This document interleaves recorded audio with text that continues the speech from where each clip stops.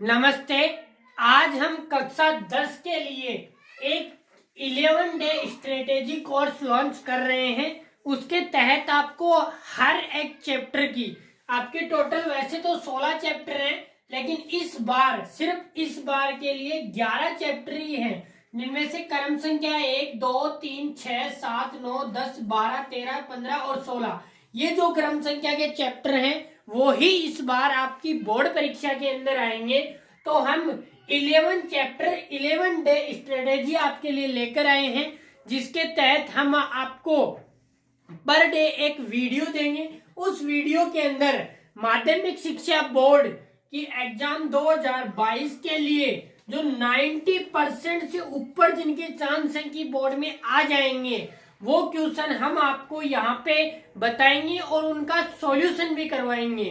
ठीक है, तो आज हम स्टार्ट करेंगे। आपका जो साइंस का पहला चैप्टर है केमिकल रिएक्शंस एंड इक्वेशन, यानी रासायनिक अभिक्रियाएं एवं समीकरण, ये वाला चैप्टर आज हम स्टार्ट कर रहे हैं। ये जो आपके बोर्ड परीक्षा है उसके अंदर 8 नंबर का ये चैप्टर आएगा, 80 नंबर का ये चैप्टर आएगा टोटल। ठीक है, तो 80 नंबर के पेपर में से 8 नंबर अकेला ये चैप्टर रखता है, बच गए 72, तो वो 10 इन चैप्टर में से आएंगे। ठीक है, आगे आगे बताते भी चलेंगे कि कौन सा चैप्टर कितने नंबर का आएगा, और ये वाला चैप्टर जो है 8 नंबर का आएगा। तो आज हम इसके जो 2022 की जो परीक्षा है इसके अंदर जो आने वाले क्वेश्चंस हैं वो देखना स्टार्ट करते हैं कि कौन कौन से ऐसे क्वेश्चंस बनते हैं जो आपकी बोर्ड परीक्षा की दृष्टि से 90% चांस रखते हैं कि आ सकते हैं। ये स्टार्ट करते हैं।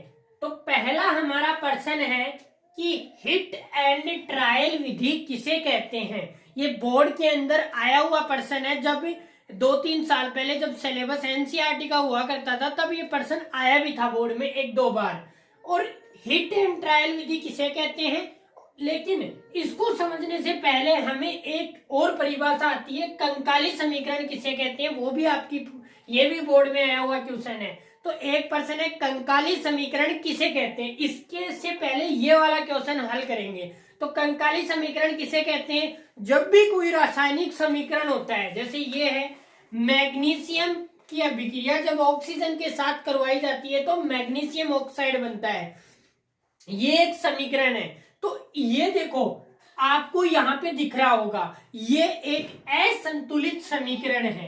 क्या है, असंतुलित समीकरण है। ठीक है, तो जो समीकरण असंतुलित समीकरण होता है, यानी एग्जाम में क्या लिखोगे, वह समीकरण जो असंतुलित होता है उसे कंकाली समीकरण कहते हैं। और वहां पे ये सिंपल सा एग्जाम्पल आप दे दोगे, Mg+O2 MgO, इसे क्या कहते हैं, कंकाली समीकरण। यानी जब कोई रासायनिक समीकरण असंतुलित होता है तो उसे क्या कहते हैं, कंकाली समीकरण। अब आते हैं हिट एंड ट्रायल विधि किसे कहते हैं।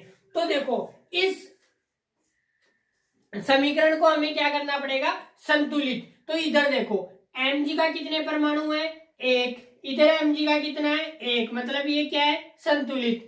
ऑक्सीजन के कितने हैं, 2, लेकिन इधर ऑक्सीजन का कितना है, 1। इसको संतुलित करने के लिए यहाँ पे हम 2 नहीं लगाएंगे, ये एक गलत है। यहाँ पे जो इसकी विधि है वो इस अनुसार नहीं होती, हमें यहाँ पे इसके मल्टीप्लाई में 2 लगाना पड़ेगा। तो ये तो बराबर हो गया, लेकिन Mg फिर असंतुलित हो गया क्योंकि इधर 1 रह गया, तो ये इधर 2। अब देखो 2 Mg इधर भी है, 2 Mg इधर, O2 2 इधर भी है और O2 2 इधर भी है। तो ये समीकरण क्या हो गया, संतुलित हो गया।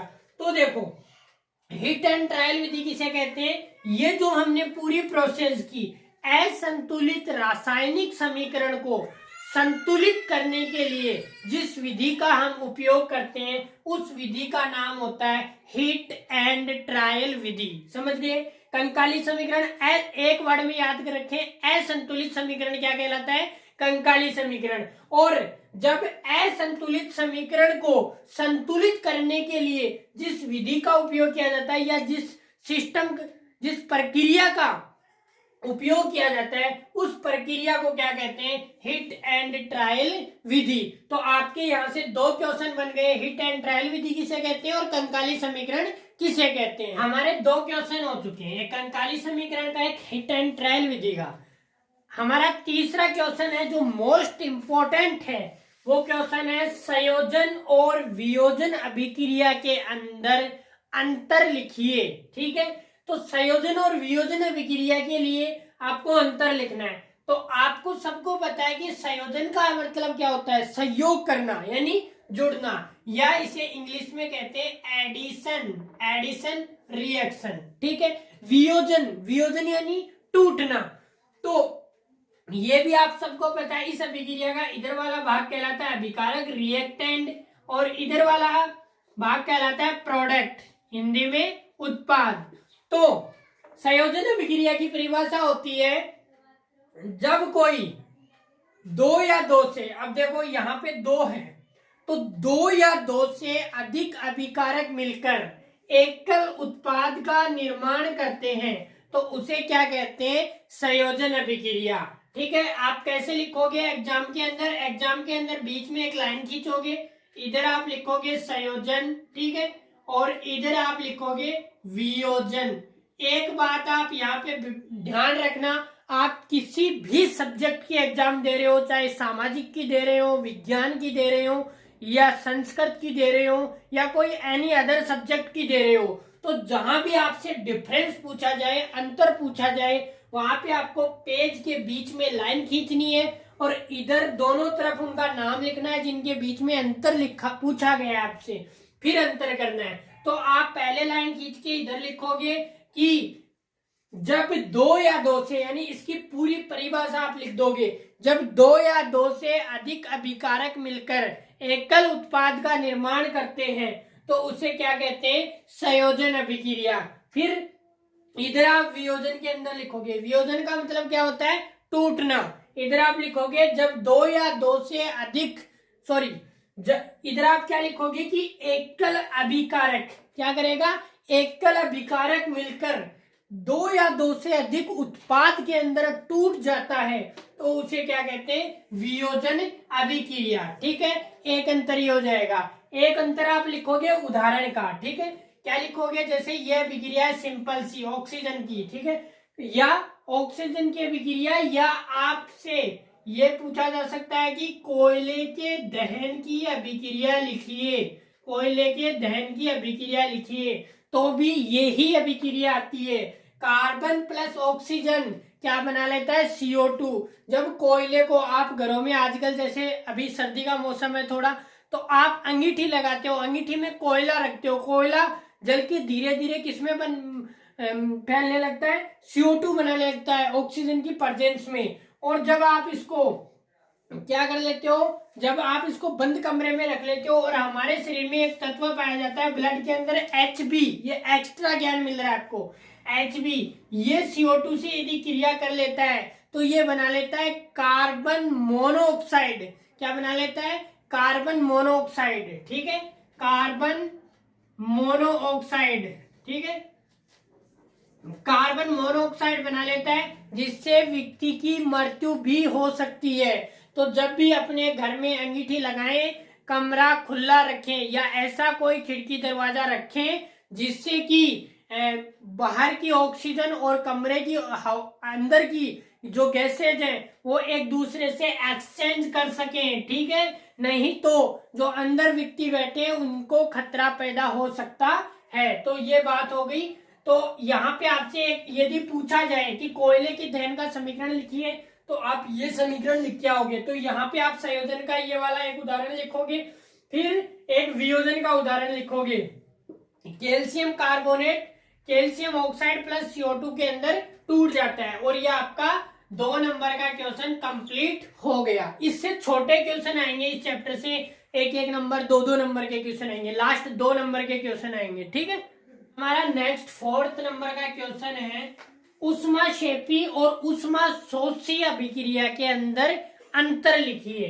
तो जब कोई भी अभिक्रिया होती है तो उसके अंदर अतिरिक्त ऊर्जा का निर्माण होता है। ठीक है, अतिरिक्त ऊर्जा का निर्माण होता है, उस अतिरिक्त ऊर्जा को क्या कहते हैं, उष्माक्षेपी अभिक्रिया। जब 2 या 2 से अधिक अभिकारक मिलकर उत्पाद का निर्माण करते हैं और उनमें अतिरिक्त ऊर्जा का क्या होता है, निर्माण होता है, तो उसे कहा जाता है ऊष्माक्षेपी अभिक्रिया। ठीक है, इसका उदाहरण बहुत फेमस है और ये आप नेक्स्ट 5वां क्वेश्चन है ये, इसको अब थोड़ी देर में समझाएंगे। पहले ऊष्माक्षेपी पढ़ते हैं।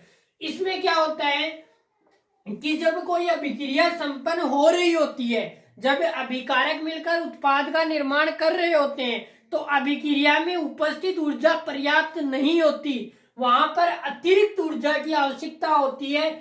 ऊर्जा का क्या होता है, वहां पे अवशोषण होता है, अतिरिक्त ऊर्जा आवश्यकता होती है, वहां पे एब्जॉर्प्शन होता है, और उस कारण क्या होता है, एक क्या बन जाती है, ऊर्जा बाहर से ली जाती है। तो इसका उदाहरण है N2+O2, नाइट्रोजन ऑक्साइड जब बनाते हैं तो क्या बनती है, अतिरिक्त ऊष्मा बाहर से ली जाती है और उसके अंदर क्या होता है, अतिरिक्त ऊर्जा का निर्माण होता है। ठीक है, अब अगला प्रश्न है 5वां कि श्वसन की अभिक्रिया को ऊष्माक्षेपी अभिक्रिया क्यों कहते हैं। देखो, हम भोजन करने के लिए कार्बोहाइड्रेट मतलब दाल, चावल, चीनी या कुछ पेय पदार्थ, ठीक है, जैसे जूस, तो ये सारी चीजें हम खाते और पीते हैं, तो उनसे क्या बनता है, जैसे हम रोटी खा रहे हैं, रोटी खाएंगे तो उसके अंदर क्या पाया जाता है, कार्बोहाइड्रेट।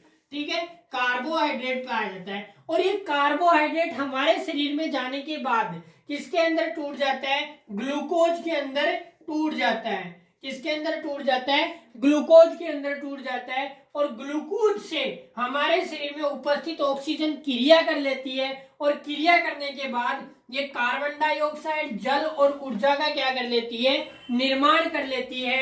इसीलिए श्वसन क्यों ऊर्जा का निर्माण कर लेती है, तो अतिरिक्त ऊर्जा का क्या होता है, निर्माण होता है। इसी कारण श्वसन की अभिक्रिया को ऊष्माक्षेपी अभिक्रिया कहा जाता है। ये वेरी वेरी वेरी, जितने लगाना चाहो उतने लगा सकते हो, वेरी वेरी इंपॉर्टेंट क्वेश्चन है ये कि श्वसन की अभिक्रिया को ऊष्माक्षेपी अभिक्रिया क्यों कहते हैं। एक बार दोबारा समझाता हूं क्यों कहते हैं। कार्बोहाइड्रेट, जैसे हम कोई भी चीजें खाते और पीते हैं तो वो किसके रूप में जाती है हमारे शरीर में, कार्बोहाइड्रेट, और कार्बोहाइड्रेट के द्वारा किसका निर्माण होता है, ग्लूकोज का, और वो ग्लूकोज किससे क्रिया करता है, ऑक्सीजन से। ऑक्सीजन से क्रिया करने के बाद कार्बन डाइऑक्साइड, जल और ऊर्जा का निर्माण कर लेता है, अतिरिक्त ऊर्जा का निर्माण होता है, तो इसलिए इसे क्या कहते हैं, ऊष्माक्षेपी अभिक्रिया। वेरी वेरी इंपॉर्टेंट पर्सन है। ठीक है, तो ये हमारे टोटल 5 क्वेश्चन हो गए, हमारा 5 क्वेश्चन हो गए। 6वां क्वेश्चन है कि रेडॉक्स अभिक्रिया को समझाइए। रेडॉक्स अभिक्रिया किसे कहते हैं। तो रेडॉक्स अभिक्रिया जो होती है वो 2 प्रकार की होती है, उपचयन और अपचयन। ठीक है, तो उपचयन अभिक्रिया के अंदर ऑक्सीजन यदि जुड़ रहा है, ठीक है, O2 का जुड़ना क्या कहलाता है, उपचयन, और हाइड्रोजन का जुड़ना क्या कहलाता है, अपचयन। ठीक है, अब देखो यहाँ पे एक चीज इंपॉर्टेंट है, तभी आप इस अभिक्रिया को समझ पाओगे। उपचयन यानी ऑक्सीजन का जुड़ना। अब यदि ऑक्सीजन जुड़ रहा है, ठीक है, मैं यहाँ पे लिख देता हूं उपचयन और अपचयन। ठीक है, उपचयन के अंदर ऑक्सीजन का क्या हो रहा है, जुड़ रहा है, यहाँ प्लस लगा देता हूं। यहाँ पे कौन जुड़ रहा है, H2 हाइड्रोजन। अब यहाँ पे देखो उपचयन, ऑक्सीजन का जुड़ना क्या कहलाता है, उपचयन कहलाता है। अब देखो यदि ऑक्सीजन जुड़ेगी तो हाइड्रोजन का क्या काम होगा, हाइड्रोजन का क्या होगा, माइनस हो जाएगी। हाइड्रोजन का निकलना क्या कहलाता है, उपचयन। या तो ऑक्सीजन जुड़ेगी या हाइड्रोजन निकलेगी। तो यदि कहीं भी इन दोनों में से एक प्रक्रिया हो रही है, या तो हाइड्रोजन ऑक्सीजन जुड़ रही है किसी अभिक्रिया में, तो वहां भी उपचयन होगा, और ऑक्सीजन जुड़ गई तो बचा कौन, हाइड्रोजन। हाइड्रोजन का निकलना क्या कहलाता है, उपचयन। अब आती है अपचयन। अपचयन में इसका उल्टा होता है। अपचयन में हाइड्रोजन का जुड़ना, यदि हाइड्रोजन जुड़ गया तो बचा कौन, ऑक्सीजन। ऑक्सीजन का क्या होता है, निकलना, क्या कहलाता है, अपचयन। अब आते हैं मेन रेडॉक्स अभिक्रिया के अंदर। अब रेडॉक्स अभिक्रिया की परिभाषा होती है कि जिस अभिक्रिया के अंदर एक पदार्थ उपचयित, ठीक है, एक पदार्थ उपचयित और दूसरा पदार्थ अपचयित होता है, उसे क्या कहते हैं, यानी अपचयित और उपचयित का मतलब यही है, उपचयन और अपचयन। एक जब किसी अभिक्रिया में एक पदार्थ उपचयित होता है और दूसरा पदार्थ अपचयित होता है तो ऐसी अभिक्रिया को रेडॉक्स अभिक्रिया कहते हैं, ऑक्सीडेशन रिएक्शन कहते हैं। तो इस अभिक्रिया के अंदर देखो कॉपर ऑक्साइड हाइड्रोजन के साथ क्रिया करके कॉपर प्लस जल का निर्माण करता है। यहाँ पे देखो, यहाँ पे आप H2 के साथ ऑक्सीजन H2 का जुड़ना, ठीक है। यहाँ पे देखो आप देख पा रहे हो कि ऑक्सीजन क्या हो रहा है, जुड़ रहा है। ऑक्सीजन का जुड़ना अभी हमने क्या समझा था, उपचयन हो रहा है, ठीक है। और अब देखो यहाँ पे अपचयन, यहाँ पे Cu किससे अलग हुआ है, ऑक्सीजन से। अब देखो मैंने आपको बताया था कि हाइड्रोजन का जुड़ना, लेकिन यहाँ पे तो हाइड्रोजन हमें दिखाई नहीं दे रहा, जुड़ ही नहीं रहा, कैसे पता करोगे कि यहाँ पे अपचयन है। तभी मैंने कहा ऑक्सीजन यदि जुड़ती है, इसमें ऑक्सीजन जुड़ती है तो इसके बाद इसमें यदि हाइड्रोजन जुड़ती है तो ये देखो निकलेगा कौन, कौन बचा, ऑक्सीजन। तो यहाँ से देखो ऑक्सीजन निकल के अलग हो गई, बच गया कौन, कॉपर।